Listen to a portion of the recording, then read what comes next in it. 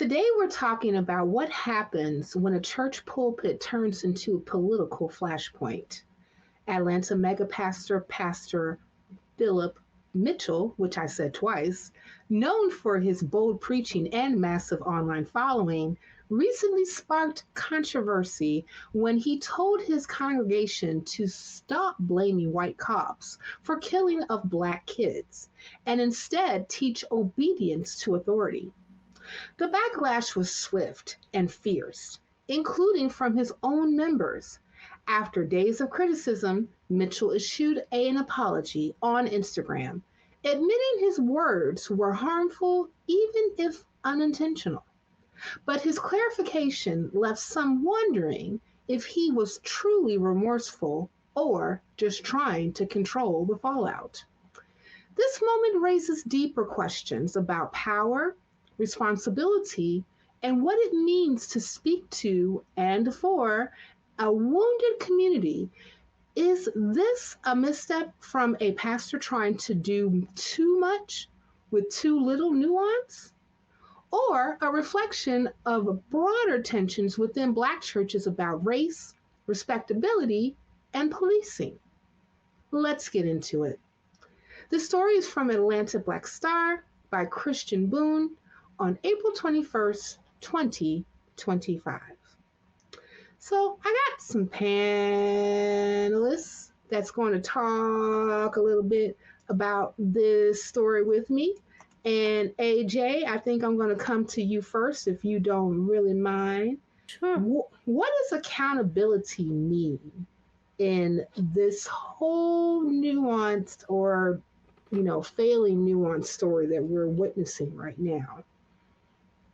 I mean, I think this pastor, as far as accountability, needs to accept the fact that what he said was extremely harmful. Okay, it was just wrong. He's just basically saying be obedient to authority. Mm-hmm. And where have I heard that before? Oh, yeah, the Bible. I mean, I give him credit for taking back his statement and admitting that he caused harm because he did say that. I think often we immediately aim for the jugular when somebody says something awful and then we don't give them credit when they apologize or when they do things to rectify the situation. So, well, that's a good thing that he publicly apologized and acknowledged the harm that he caused. He did in the same breath double down on this God belief and the biblical teachings of obedience. He told the story of being held at gunpoint by a cop when he was young. And he said that in that moment when he had the gun pressed to his head, he thought, either my ego is going to be strong or my submission to authority is going to be stronger than my ego. And if I had not been taught to obey authority, and because I'm not saved, I'm separated from God for all eternity by a cop's bullet. So it sounds like he's saying, hey, I didn't word that properly, but I still think that you need to obey authority, just with a different wording. And somebody commented on on his apology post and said something that was said extremely well. She said this apology basically said, I'm sorry that you felt the way that you felt, but it is what it is. He just doubled down. Words like this are very harmful, and it completely goes against everything that the civil rights movement taught us back in the 50s and 60s. They had this idea specifically from like Dr. King's camp of, nonviolence, right? But civil unrest. Like, we're not going to be violent, but we are not going to be obedient to whatever you say because we recognize that your policies and laws are unjust. And if it weren't for those brave individuals who came together to march, to protest, to speak, to lobby government officials, to stand up to authority that was in front of them that were tyrannical. We wouldn't get the civil rights. We wouldn't get the Civil Rights Act of 1964. We wouldn't have got the Fair Housing Act of 1968. We wouldn't have got the Voting Rights Act of 1965. We wouldn't have got any type of progressive policies in the 60s without that civil disobedience. And for this pastor to say, well, either my ego was going to win or, my submission to authority was going to win. How about why in the fuck does the cop have a fucking gun to your head as a kid in the first goddamn place? Victim blaming, right? Yeah, it is victim blaming. I mean, like, and I know that, like, there's this whole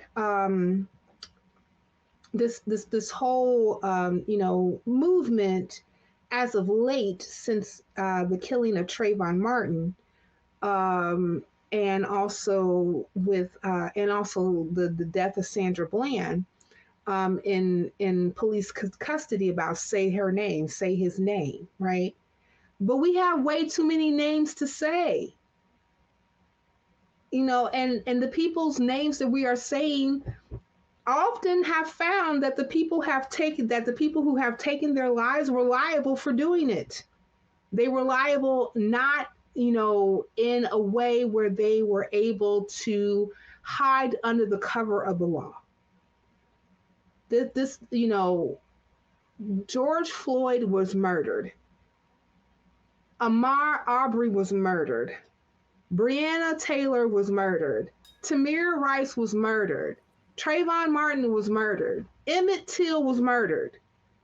And this is the and either they were murdered by vigilantes who wanted to hide under the guise of law because they felt that they were in the right, or by police who were given authority by the government.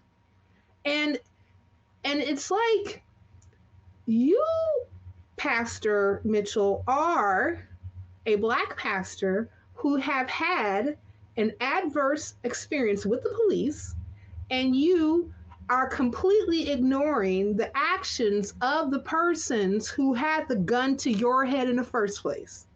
And I'm pretty sure that there were people in your congregation that either has a personal story of themselves or a loved one that has also had an adverse experience with the police or a vigilante within their area, especially in the fucking South. I mean, come on. I can pull stories from Atlanta alone. Seriously. So like, this whole thing about, well, I'm sorry you feel that way. However, like, no, dude. Is this really an apology? Steve, I'm gonna get off my soapbox for a moment. Is this really an apology or an excuse, or like, can we even explain, intent versus excuses? I mean, like, help me out. Yeah. Like, okay, like, did he intend harm? No, he didn't intend harm. Like, that's most people, most caring people, hopefully most pastors, most people in leadership who hurt others, they didn't do it intentionally, but that isn't an excuse. It doesn't excuse the harm that you've done.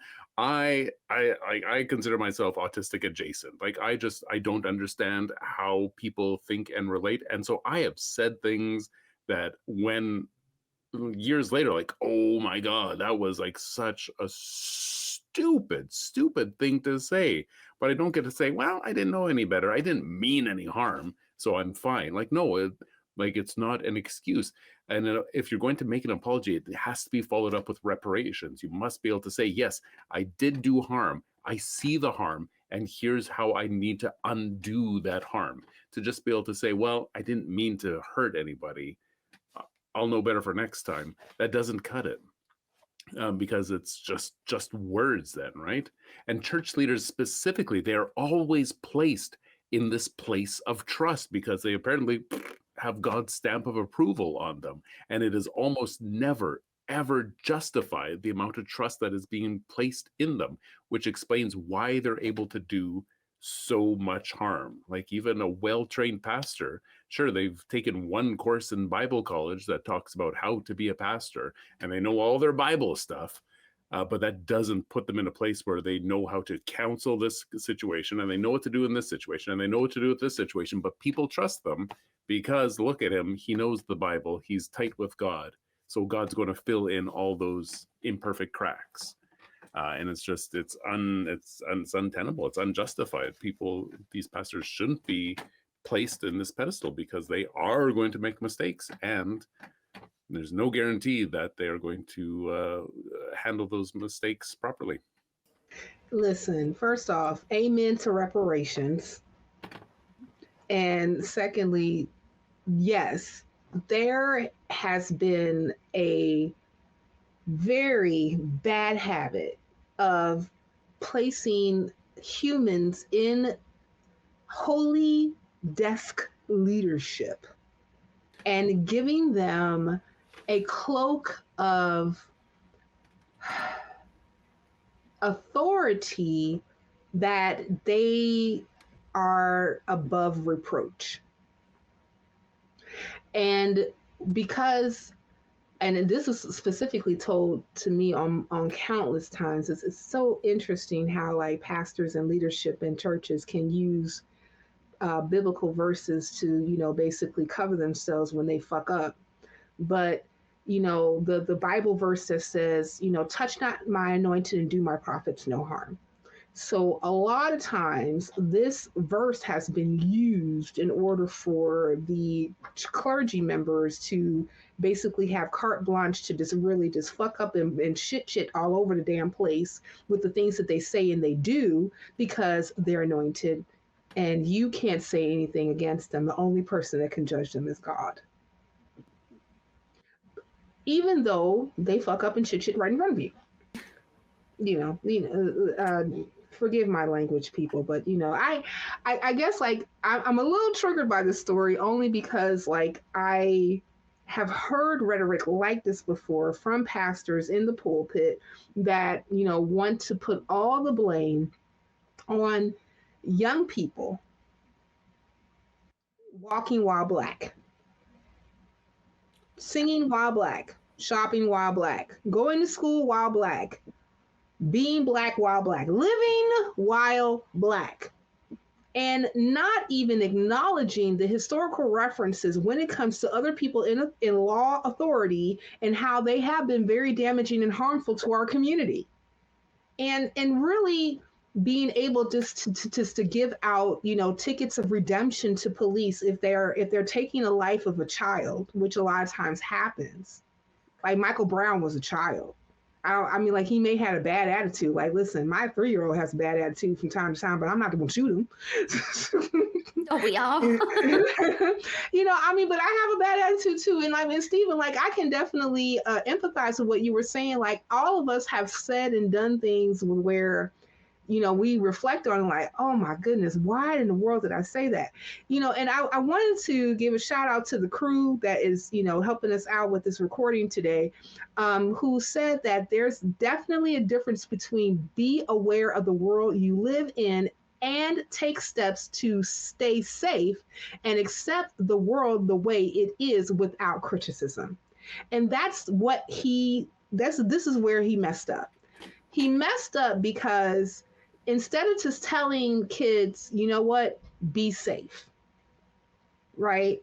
You know, and I mean, like, if I asked, you know, a panel of black people, did you ever get the police talk?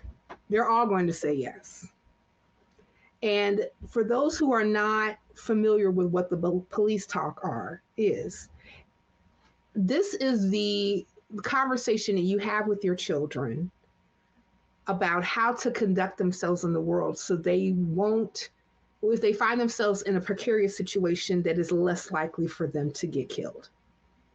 I know I had that talk when I got my driver's license. Like, you know, I had that sit down with my mother and my father about how to conduct myself just in case if I get pulled over by the police. And I also got that talk just in case I get pulled over by a carjacker. Because, like, these are, we have to accept the reality that there's going to be bad actors on both sides of the aisle, and you have to learn how to protect yourself the best way possible in order for you to stay alive. You know, and I've heard and even seen like different reports and things of that nature about white people or white young people being asked, well, did you have that talk when you was growing up? And they said no. And the reason that they did not have this talk is because we just have to accept that there is going to be two different standards that's going to be set depending on what race you are and where you are while you are that race. It's just a given. And it's unfortunate, but we know that when it comes to any of these things, especially when it comes to policing in the United States, adverse events happening to Black people is institutionalized, it's systemic, and it's old as the sun in the sky. So what would it, take, or, as far as like balancing, I don't know if there's even a balancing act, AJ, when it comes to what the Bible says about children being obedient and what the reality is today. Do you think that there is, and why not? No, I think the truth is that it doesn't really matter how obedient Black children are. They are still going to continue to be murdered under these authorities at an alarming rate, simply for, like you said, being Black, for coming across them, for being in their space, for merely existing. And I mean, there has been so much research, especially in recent years, to determine the true amount of people killed by the police, because unfortunately, local police departments are not required to report these fatal shootings to the FBI, for example. So it's really hard to say what the true number is. But from what has been reported and studied so far, even though Black Americans make up only 14% of the US populations, the studies have shown that Black young Americans are killed at triple the rate of the same age white young Americans. So, police killings have been increasing every single year for the past 2 decades. And it's unclear whether this number has increased because more police departments are reporting them to the FBI, or if there's been actually an increase in the numbers because of this disparity in reporting and receiving the reports. So, but I think social media definitely has put a lot of pressure on police departments to have to report these deaths, fortunately. But I mean, ultimately, it is a really unfair responsibility to put on Black children, like to claiming that, if you obey authority, then you're going to be safe. Like, because we know that's bullshit. That's bullshit. And you know it. The majority of these very public cases of Black men and women that have been killed by police did not warrant the use of lethal force. And like you said, there is a whole list of names, but right now it's beyond the list. It's like a whole damn book. Yeah, it's quite tragic. I mean, like, I